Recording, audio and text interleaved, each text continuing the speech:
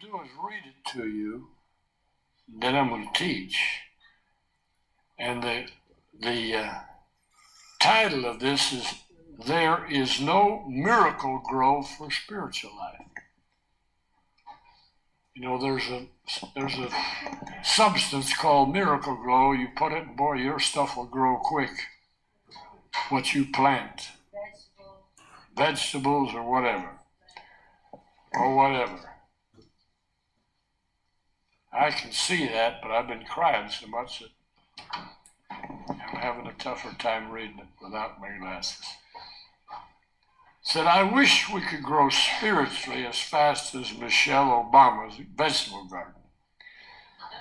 In April, she and some fifth graders planted a garden at the White House. And in mid-June, harvested an impressive 73 pounds of lettuce, 12 pounds of peas.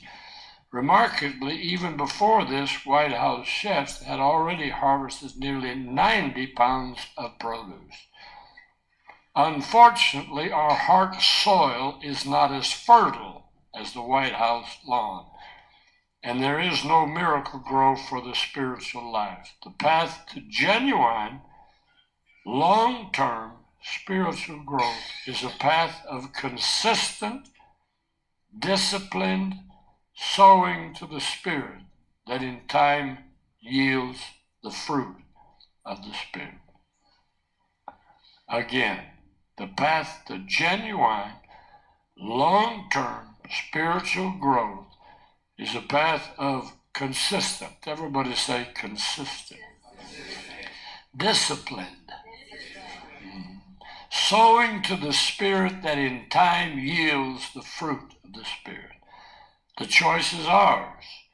Where we are right now spiritually is where we have willed to be. I think I'll do that again. Where we are right now spiritually is where we have willed to be. Our present relationship with God is the result of our choices. There's no mystery to it. If the things of God bore me, and I have little spiritual powers because I have made certain choices that have steadily moved me away from God. If my heart is aflame with love for God and my life is lit up with the glory of God, it too is because I have made certain choices that have steadily moved me closer to God. We may not like where we are, but we have willed to be there. We are the product of our spiritual disciplines.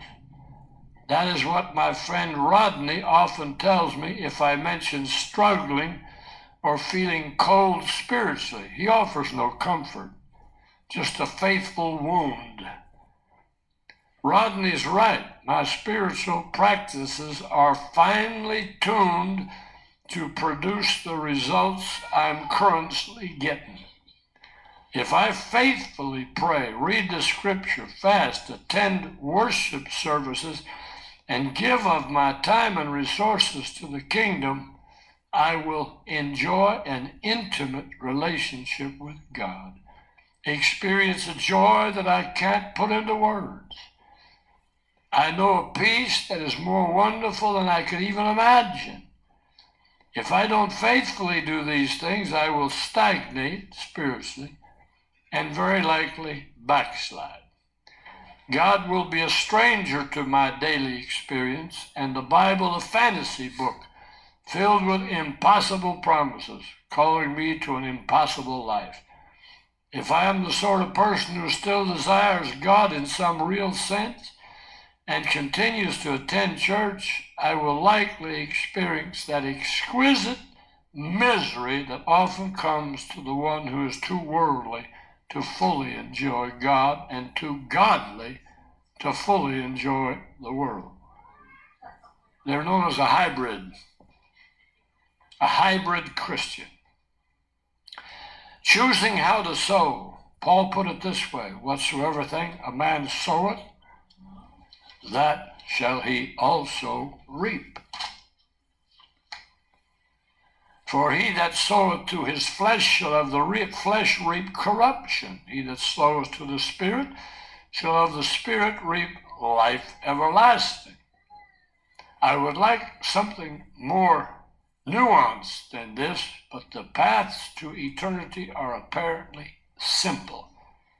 I would like to blame the devil or other people or circumstances if I'm not where I should be spiritually. But here Paul frankly puts the responsibility on me.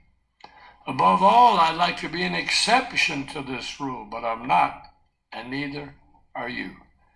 Sowing to the flesh is easy because we are naturally good at it. If I cut myself off from God, I can be carnal without giving it much thought or effort. Sowing to the Spirit, however, is much more difficult because it requires conscious thought and a deliberate choice to engage daily in the spiritual disciplines and activities that do not come naturally.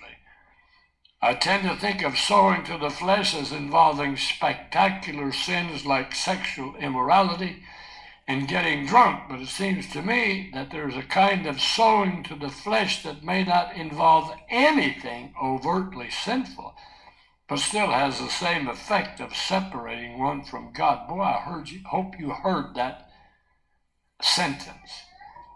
A few weeks ago, I think it was God, pointed out that I often fill my life with noise that drowns out his voice. I get in my car, I turn on the radio. I go to work and I work. I get in my car and again turn on the radio. I get home and spend time with my family, get online, check email, read, and so on, till I go to sleep. None of these things are sinful. But if I'm not careful, I can create an environment that makes it almost impossible for me to hear God or even to seriously think of him.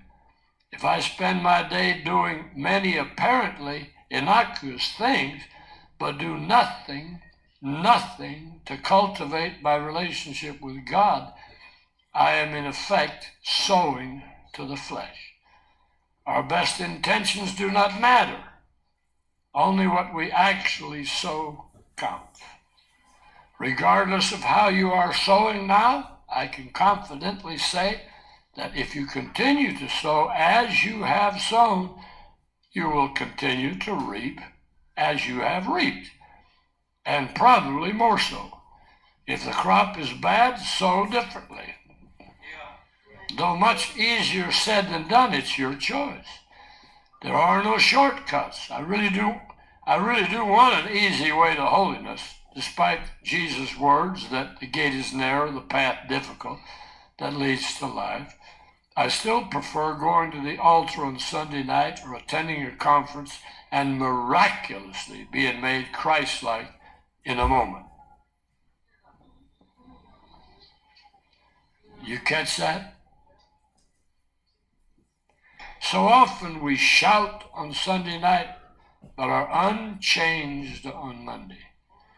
Or we attend a conference, but are back to normal by the end of the week, despite our fervent testimony that we would never be the same. How many times does it have to happen before we conclude that these are not the normal ways that God changes us into the people he wants us to be? It's not in the conferences. It's not in the move of God like we just had a few minutes ago. It is not. That's not it.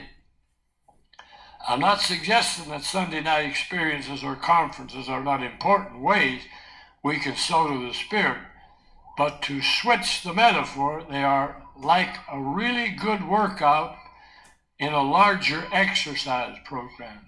They shouldn't be missed, but one or two good workouts a six-pack does not make. If you wonder what a six-pack is, not talking about a six-pack of beer. It's talking about those muscles across here. That's what it's talking about. And one or two good workouts does not a six-pack make. It is true that God does at times deliver us from certain sins and habits instantly, but spiritual maturity comes only as we sow to the Spirit season after season. There are no shortcuts. There is no miracle grown. No doubt we are exceptional people, but there are no exceptions to this rule. I read that and I said, wow. Wow.